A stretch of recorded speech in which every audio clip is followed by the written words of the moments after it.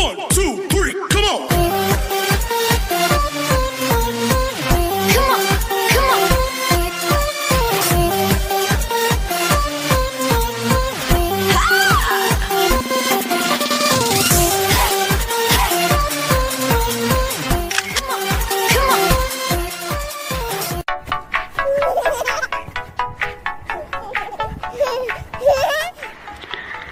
Assalamualaikum, halo semuanya, selamat datang di channel kami. Channel ini dibuat oleh dua orang di dua negara yang berbeda. Saya Ita di Indonesia dan Nicole teman saya di Inggris. Selamat menikmati. Hai, assalamualaikum, kembali lagi di channel Nicolita. Di segmen informasi kali ini saya ingin mengajak kalian semua mengkritisi masalah Perancis. Apa yang terjadi di Perancis dan mengapa harus memboikot produk Perancis? Apakah kalian tahu sebabnya ataukah hanya ikut-ikutan? Yuk cek beritanya. Koran Charlie Hebdo mempublikasikan kembali karikatur Nabi Muhammad SAW satu hari sebelum persidangan 14 tersangka terorisme tahun 2015. Pada bulan Oktober kemarin, seorang guru di Sabre Paris bernama Samuel Paty dipenggal kepalanya oleh muslim Rusia bernama Abdullah Ansorov. Awal bulan Oktober, Paty mendiskusikan tentang kebebasan berpendapat dan berekspresi. Paty menunjukkan karikatur Nabi Muhammad SAW di koran Charlie Hebdo. Beberapa hari setelahnya, seorang wali murid membuat postingan di Facebook.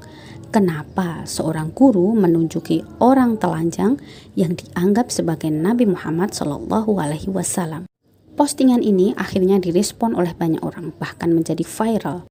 Para wali murid mengajak orang-orang untuk melaporkan Paty ke pihak sekolah dan CCIF, komunitas muslim di Prancis.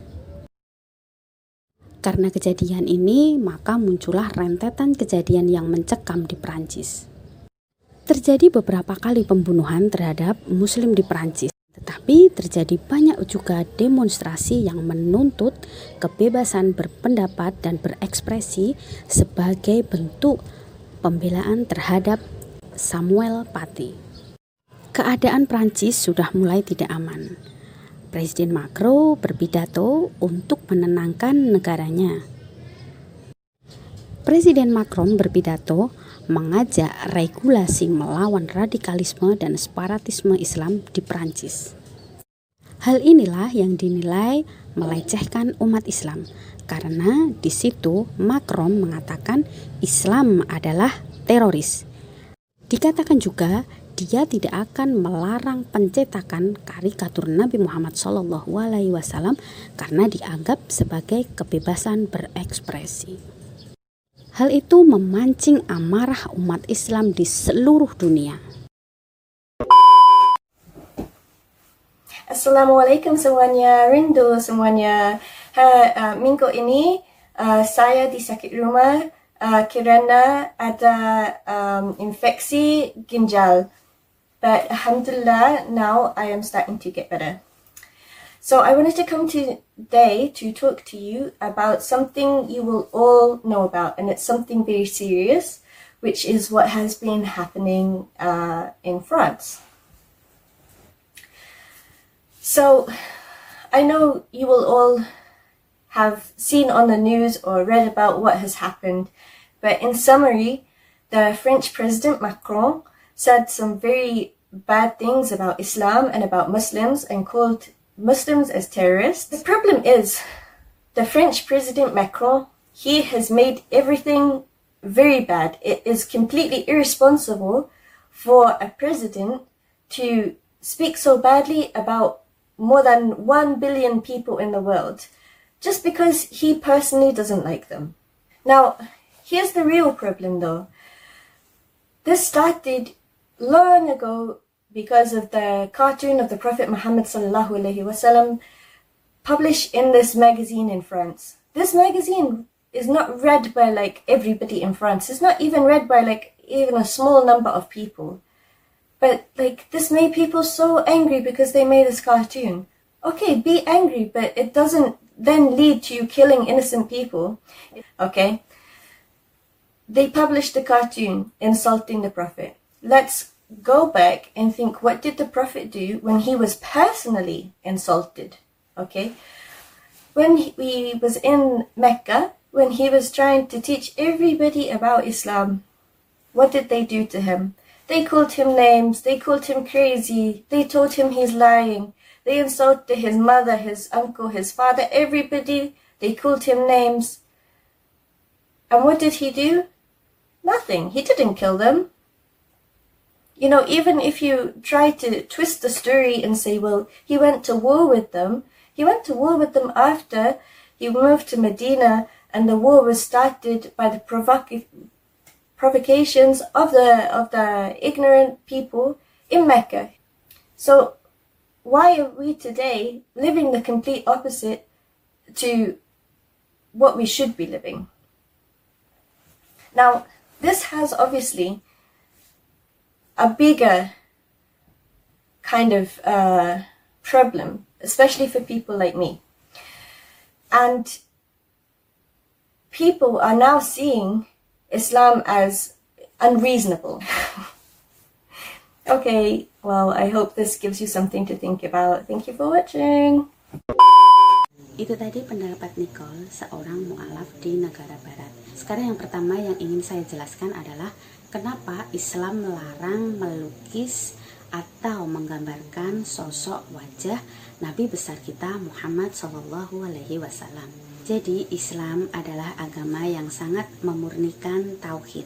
Apa itu tauhid? Tauhid adalah mengesahkan Allah. Tidak ada yang hak disembah kecuali Allah. Banyak orang-orang zaman dahulu yang mereka menggambar atau membuat patung orang-orang soleh yang telah meninggal. Tujuannya adalah untuk mengingat mereka. Tetapi generasi selanjutnya menyalahartikan semua itu.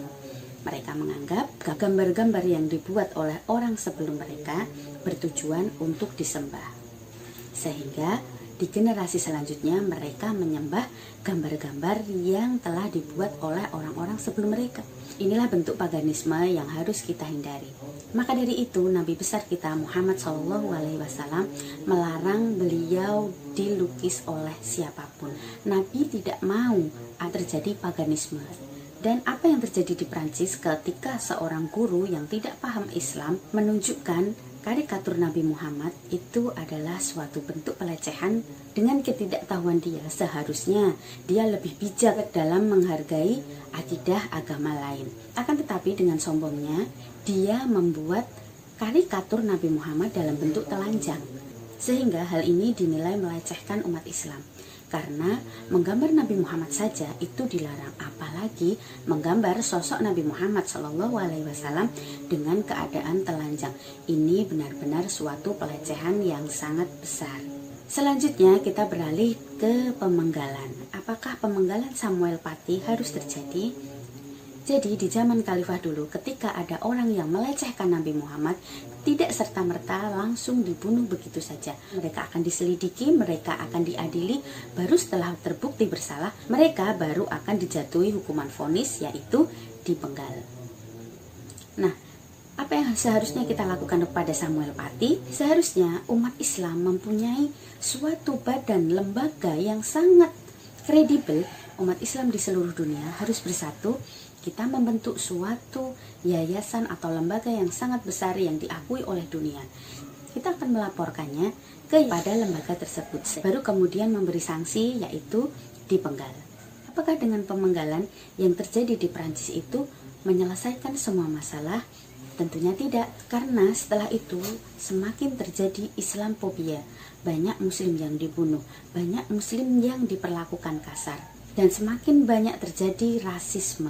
Kenapa terjadi demikian? Jadi Islamophobia itu terjadi karena orang-orang awam, orang-orang di luar sana yang bukan muslim mendapatkan informasi yang tidak benar dari pihak-pihak yang tidak bertanggung jawab atau oknum-oknum yang tidak bertanggung jawab. Sehingga seharusnya kita sebagai seorang muslim, kita bisa menjadi sumber yang kredibel bagi orang-orang yang belum mengetahui Islam.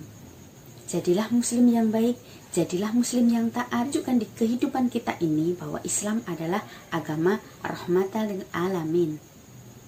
Lalu, apakah kita harus memboikot produk Perancis? Dengan memboikot itu, terjadi efek di Perancis? Jawabannya bisa iya, bisa tidak. Yang pertama yang harus kita ketahui adalah makna boikot. Makna boikot adalah penekanan terhadap suatu pihak untuk memberi efek takut kepada pihak tersebut. Apakah dengan kita memboikot produk Perancis, Perancis akan ketakutan? Memboikot produk Perancis dalam waktu yang lama, mungkin ini baru berefek. Banyak hal yang mempengaruhi kesuksesan aksi boikot, seperti banyaknya negara besar yang bersatu untuk memboikot suatu produk di satu negara. Yang kedua adalah lama durasi pemboikotan. Apabila kita memboikot hanya karena latah, yaitu memboikot dalam kurun waktu yang pendek, mungkin 1 bulan, 2 bulan, 3 bulan, dan itu tidak terlalu memberi efek untuk negara tersebut. Akan tetapi bila kita memboikot dalam waktu yang lama, waktu bertahun-tahun kita tidak membeli produk itu, seluruh negara Islam bersatu untuk memboikot suatu produk di negara tertentu seperti Prancis dalam waktu yang lama, maka aksi boikot itu baru bisa berhasil karena itu akan mempengaruhi ekonomi di negara tersebut. Lalu, apakah ketika kita memboikot, kita harus membakar, kita harus membuang produk-produk yang terlanjur kita beli? Menurut saya tidak perlu melakukan hal seperti itu. Kita melakukan suatu hal yang mubazir. Boikot itu bukan membakar atau membuang produk-produk atau barang-barang milik kita, akan tetapi kita membatasi diri, kita membentengi diri untuk membeli produk-produk yang dihasilkan oleh negara yang melecehkan agama kita tersebut. Nah, demikian penjelasan terkait masalah Perancis. Apakah kalian menjadi kubu pemboikot? Kalau kalian menjadi kubu pemboikot, apa alasannya? Tulis di kolom komentar. Lalu, apabila kalian menjadi kubu tidak memboikot, apa alasannya? Tulis juga di kolom komentar.